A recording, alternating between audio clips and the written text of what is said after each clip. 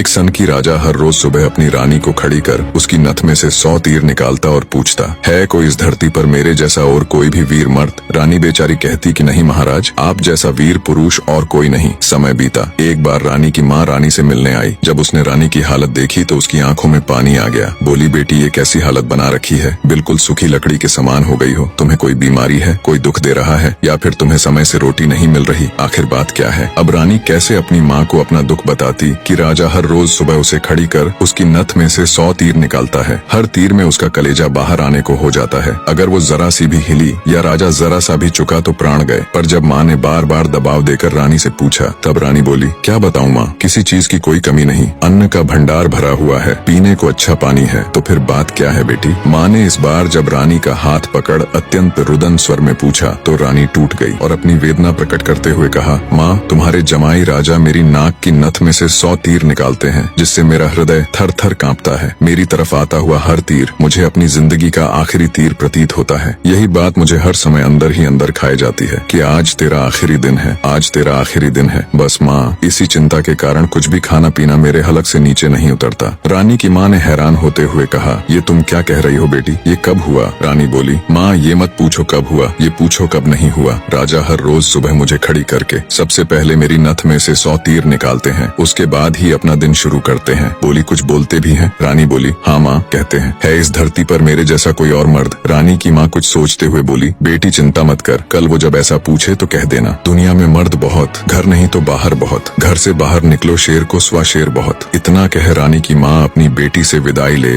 अपने घर चली गई। अब रानी को इंतजार था तो बस अगली सुबह का। राजा ने सोती हुई रानी को हाथ पकड़कर उठाया और कहा, रानी आ जाओ, समय हो गया। रानी ने सोचा, हे भगवान, बस आज और बच जाऊं, फिर तो जो माँ कहकर गई थी वो बोल दूंगी। और उठकर बाग में जाकर आंख बंद करके अपनी नथ पकड़कर खड़ी हो गई। राजा ने रोज की तरह एक के बाद